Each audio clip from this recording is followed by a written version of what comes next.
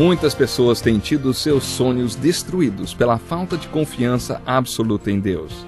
A Bíblia está repleta de exemplos de grandes sonhos cumpridos para a glória de Deus.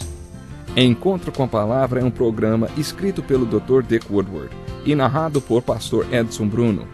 Ouça e descubra verdades que lhe ajudarão no seu dia a dia. Com você, Pastor Edson Bruno.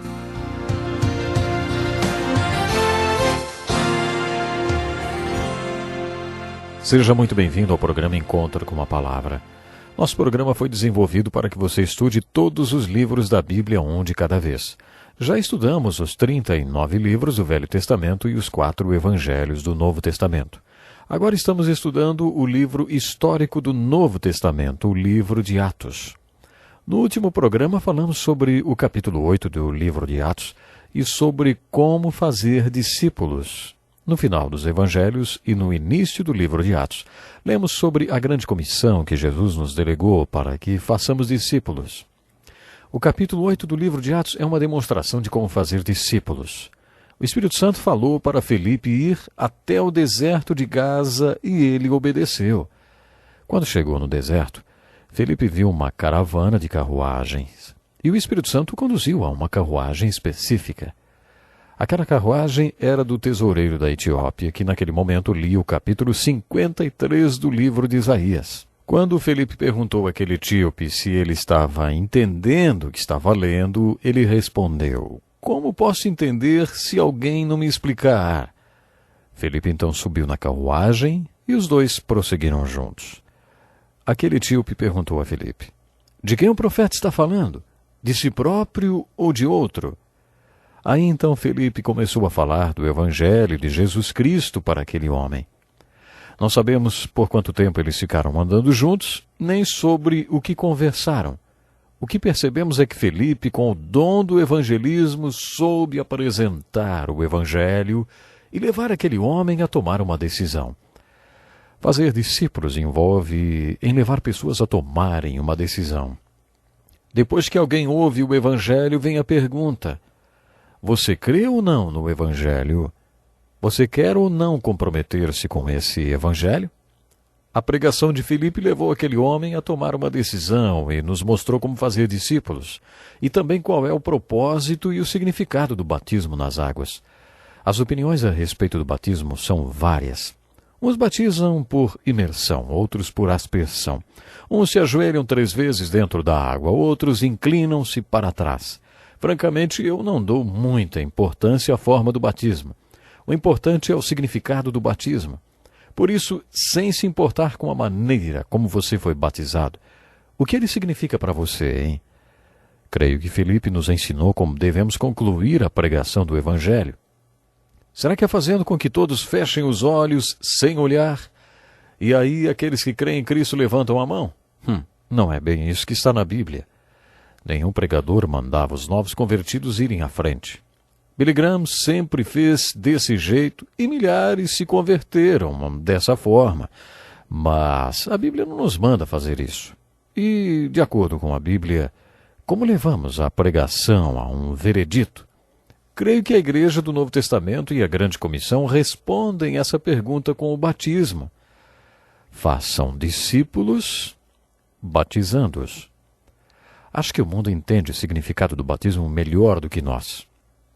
Se você vivesse num país hostil ao Evangelho e depois de participar de estudos bíblicos e de se reunir com outros cristãos, provavelmente seria encarado como um suspeito e colocado sob vigilância.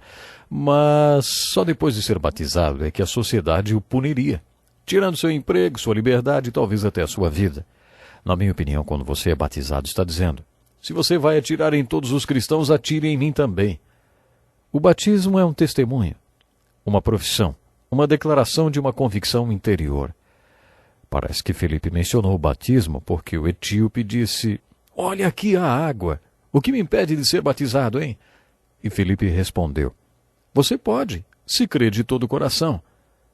Terminamos o último programa. Falamos sobre o que é preciso para fazer discípulos. E o que vemos no capítulo 8 é Felipe fazendo daquele etíope um discípulo. Quais são os pré-requisitos para ser batizado? Quando o etíope perguntou o que me impede de ser batizado, Felipe respondeu: você pode, se crê de todo o coração. Chamamos isso de batismo de fé. Se você considerar o casamento, o noivado, poderá entender melhor. Quando um homem pede uma mulher em casamento e ela aceita, firma-se um compromisso entre eles. Depois de distribuir os convites e fazerem todos os anúncios, eles se casam. A cerimônia é um anúncio público de uma decisão que eles já tinham tomado juntos, só os dois. A salvação acontece no momento em que você coloca sua fé e confiança em Jesus Cristo, quando você compromete seu coração e sua vida com Jesus Cristo e pede que Ele seja seu Salvador e Senhor. É nesse momento que você deslumbra, vê o reino de Deus e entra nele. Isso é muito importante e acontece só entre você e Deus. Para mim, o batismo é como se fosse a cerimônia de casamento, quando você convida os amigos e diante de todos diz: se você vai atirar nos cristãos, então atire em mim, porque eu me identifico com Jesus Cristo. Os adeptos do batismo por imersão dizem que esse batismo é uma figura da sua fé na morte de Cristo, e a saída da água ilustra sua fé na ressurreição de Jesus. O batismo é sua identificação com Jesus Cristo, com sua morte e com a ressurreição. O importante é que o batismo é a forma descrita na Bíblia para você professar publicamente sua fé em Jesus Cristo. Para uma pessoa que vem de uma outra religião, fica fácil de entender o batismo.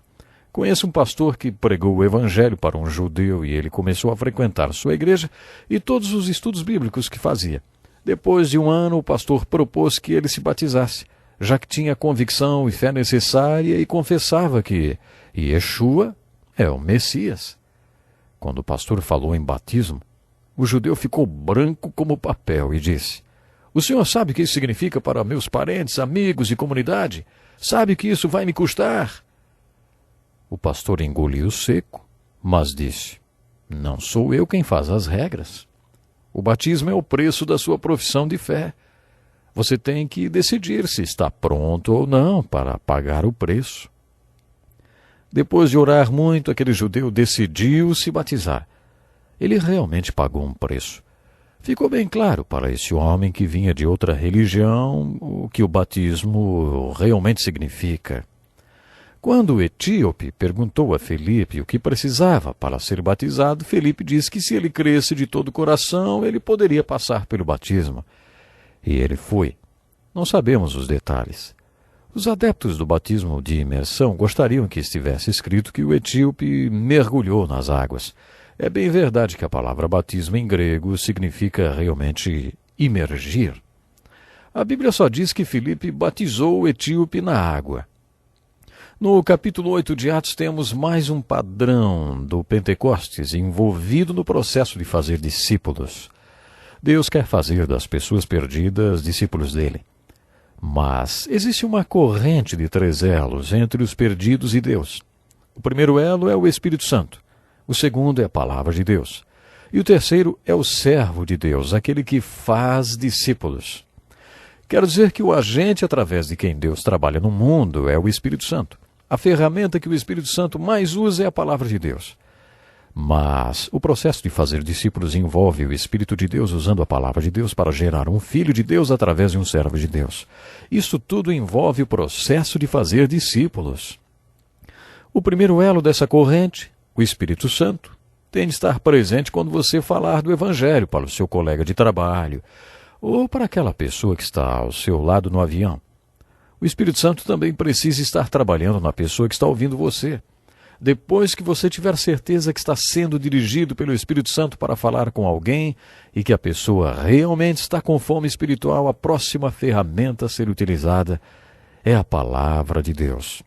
A Palavra de Deus é a ferramenta necessária para se fazer discípulos. Pedro afirma que a Palavra de Deus é como uma semente incorruptível que gera o novo nascimento.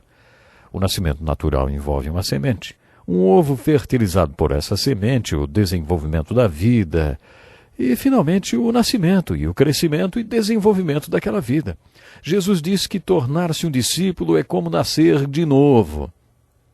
O nascimento espiritual é muito importante. E podemos dizer que no nascimento espiritual a semente que fertiliza o ovo é a Palavra de Deus, incorruptível.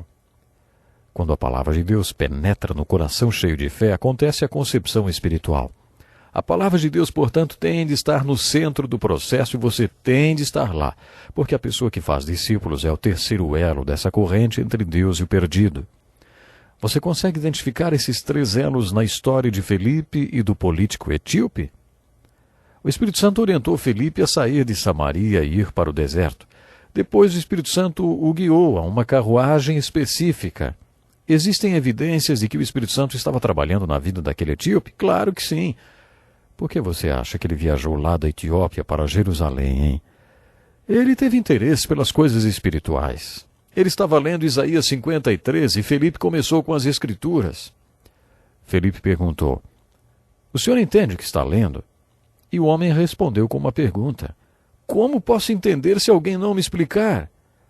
Isso é um grande desafio para nós, porque nos mostra que mesmo com o Espírito Santo, a pessoa perdida ainda precisa que o servo de Deus o ajude a entender a palavra de Deus. Essa história mudou tudo o que eu entendia por fazer discípulos. Eu sempre fui muito tímido e quando iniciei o meu ministério quase não abria minha boca.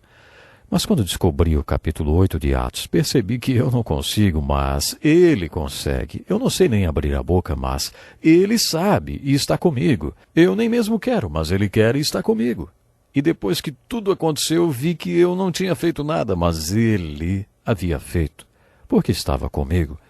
Quando percebi a dinâmica que envolve fazer discípulos, descobri que não era uma questão de ser tímido ou não, mas sim uma questão de obediência. Quando percebi tudo isso pela primeira vez, fui visitar uma senhora que tinha assinado o livro de visitantes da nossa igreja. Tinha orado pedindo a orientação de Deus sobre qual dos visitantes deveria visitar. Quando bati na porta, ela atendeu com a Bíblia na mão e disse: "Pastor, puxa, eu estava orando, pedindo a Deus que me mandasse alguém para me ajudar a entender o que estou lendo." Vi os 3 elos da corrente logo de cara.